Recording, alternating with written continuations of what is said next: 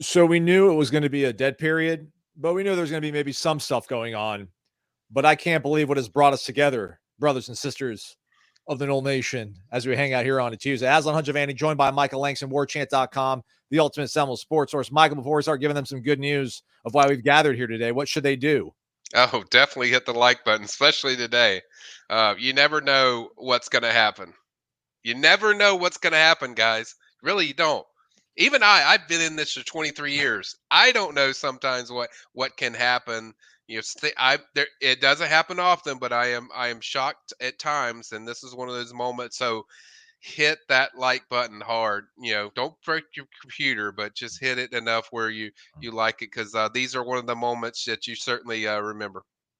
Stunner. Absolute stunner here, Michael. I mean, What? I can't believe it. I was in Nashville 3 weeks ago, Hmm. spoke to this prospect. Yeah. We didn't even air the interview because there was nothing really remotely encouraging about Florida State's chances. But here we are. Florida State just landed one of the best wide receivers in the country. Tell us, Michael. It is CJ Wiley. For those that Wiley know the name, his dad's Chuck Wiley. I think it played. I want to say he played. I know he played in the Chargers, and I think played at Tennessee as well. But got to know Chuck pretty well. Chuck's a really cool guy, but man, is his kid very talented, extremely talented, great ball skills. Does a lot of different things in and out of his routes. Certainly had speed to pull away. Um, a top 100 type of player. And the funny part about this, guys, is I was doing this article about fireworks for FSU. I just finished it today, and the one concern I had on there, and I put it at the end, was wide receivers. Like, what are they going to do at wide receiver? Because they look like they're in a good position with Dalen McCutcheon. Uh, but after that, it was scarce. It was like, what are they going to do? And here they pull they pull the massive domino out, land CJ Wiley. And even when we were there, Aslan, for the visit and the wrap up, there was much more charisma for CJ than what we dealt with the first time. But you never felt like, hey, this kid was giving off the body language. So, CJ, if you're watching, man, you are a great poker player. If you knew this all along, because he really, I think, fooled a lot of people. I know the people that were at the announcement, a massive number of Georgia media that were there. I think everyone was expecting Georgia. So certainly a massive get for FSU, and a big one for a position that I was starting to get concerned about because of just the amount of targets. But now, man, you got a receiver in there with Wiley. I think they're in good position with Dalen McCutcheon. It really just loosens up the rest of your, I guess, your board, where you can go after the big targets. And I don't know, should we still keep talking about Khalid Lockett? I mean, the 5-star in Texas. I mean, I don't know now. I mean, after this thing with CJ Wiley, but yeah, just a great pickup, Aslan. There's no other way to word. I'm still trying to decipher this news of FSU pulling this off. It's it's remarkable. I mean, in this day and age, we know what makes things move and change out there, but still, this is extremely surprising just because, I mean, he's from the state of Georgia. Yeah. Georgia was after him, LSU was after him, yet he goes ahead and pulls a trigger for the Noles. Um, do you think this staff is I'm trying to see how I can properly phrase this without, being like uncouth or whatever, but listen, there's all sorts of big name prospects that have committed to programs over the last 72 hours after going on official visits. Do you think this staff was really in the need of having a guy of this caliber make a decision like this, Michael, to not so much maybe create momentum, but just to let people know that, man, this program has no plans of going away anytime soon, because they needed some good news, man. Yeah, I mean, they needed some, and I said they needed. I think I did some with Tom last week, that hey, they need a commit to come out of this weekend to be public, because like that resonates, right? Like the talking, all the stuff I tell you guys is good, but man, you need something that people can see and feel. Yesterday was good with Kevin Wynn. Certainly, that's a big pickup for the most coveted position, but this is different, where this is a national, just a shocker. And to get somebody that a position that it felt like it was starting to kind of I was starting to get concerned about the receiver position, but to get somebody like this, I think it's shockwaves around the country. As long I think it's FSU coming out and saying, "Yeah, you hosed us last year, getting to the playoff. We ain't going away."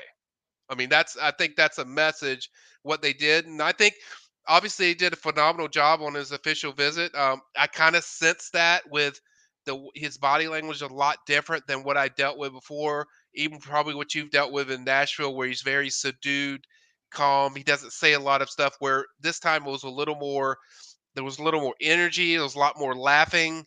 I thought it's the first time I actually seen CJ laugh, any, and so there was certainly some buzz, and I think, from what I hear in my short time of checking on this, I think their job with Keon Coleman, I think really affected, this movement, this surge, because of the way they could develop him. He's similar to Keon. He's tall, runs good routes. He's physical. He gets up the field pretty well.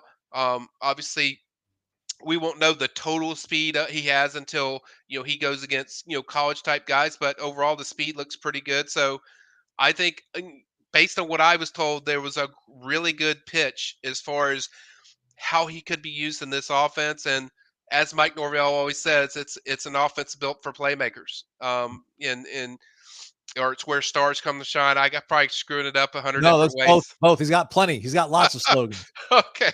So either way, I think they sold that pretty strongly this weekend. But I also think, and I sense this with CJ, I still didn't think it was going to be enough, but I sensed that the way he was with the players this weekend. I always say the FSU players are their best recruiters, and that's nothing to take away from. FSU's got some really good recruiters on their staff, but these players do a phenomenal job of giving what's real, not what's, hey, it's exciting, but real, like bad stuff, good stuff, real stuff. Like, this is what you're going to face. This is what you're going to go through. This is what we do. This is how close the classes are. This is how close the stadium is. This is what we do with our workout. Just everything. And there's a comfort with these players that they establish so quickly with a lot of these recruits that's really resonate. Michael, he plays at a great program in Milton. We know that's right out, it's obviously in the state of Georgia. I don't know if Kirby's going to take this one lying down, but I know there's the cynicism of Wake Me Up in December. But I mean, Yeah. again, we talk about this every time we hang out. We do like a recap for the Wake Up Warchant podcast. Business is done differently, in multiple different ways when we say that. But the timeline of things, a commitment in the month of June and July should be taken beyond almost face value, right, Michael? I mean, this isn't like a January 26, it's not a 26 prospect making a commitment, like coming out of a bowl visit or something like that, right?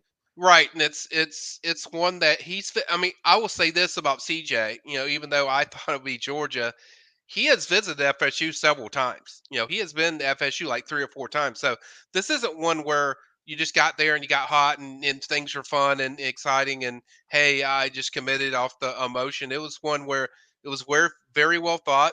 FSU spent a lot of time on this. There was several times where he had multiple day visits to FSU. So, and the detailed product matters. It's like, it's one thing you get one and you just have a good year, but FSU's coming off a 13-0 season. FSU's coming off a previous 10 win season.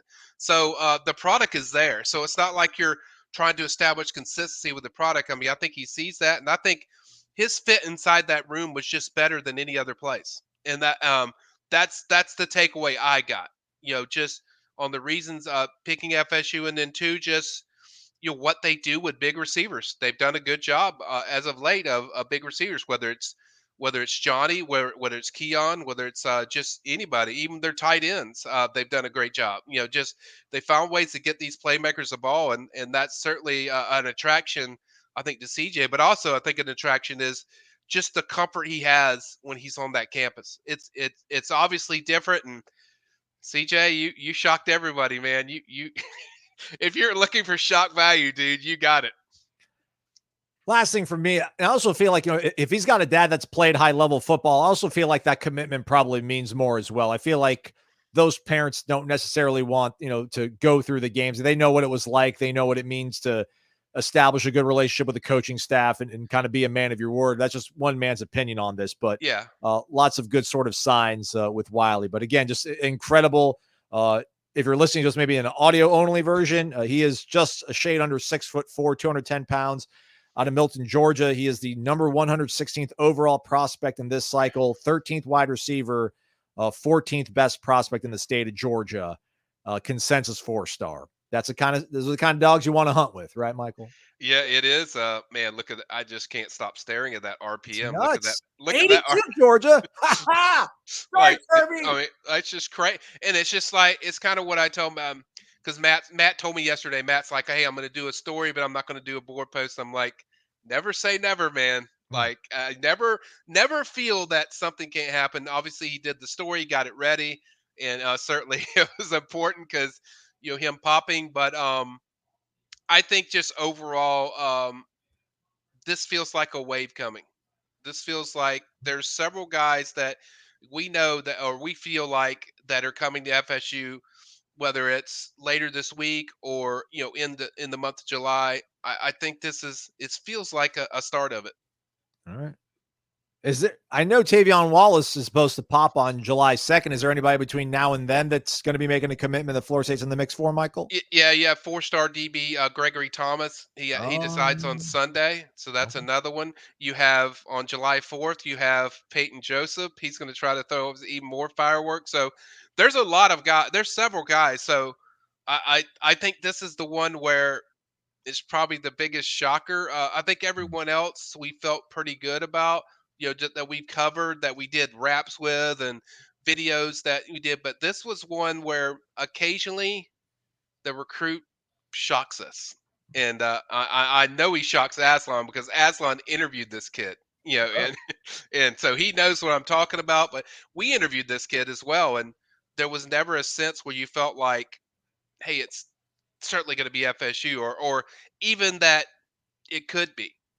You felt like Georgia's been the team that you've heard the most buzz with, but it's like I said in recruiting, man, you never say never Yeah. when it comes to this stuff because I've seen stuff that just shifts kids a view of just a program, and especially the one that does things the way Mike does it, where it's so straightforward and hey, here's the bad, man. If you like it, okay, welcome aboard. If you want to put in the blue collar and all that stuff, work. But there's some kids that resonates with, and certainly a guy like CJ did, and they're on a roll, man.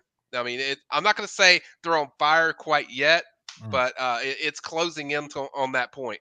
You got to do 3 in a row in NBA Jam to be on fire. There you You got go. to hit 3 in a row. So one more, and then we can start using that. Michael, you want to hang out Thursday night, 7:00, take questions from all these people on YouTube?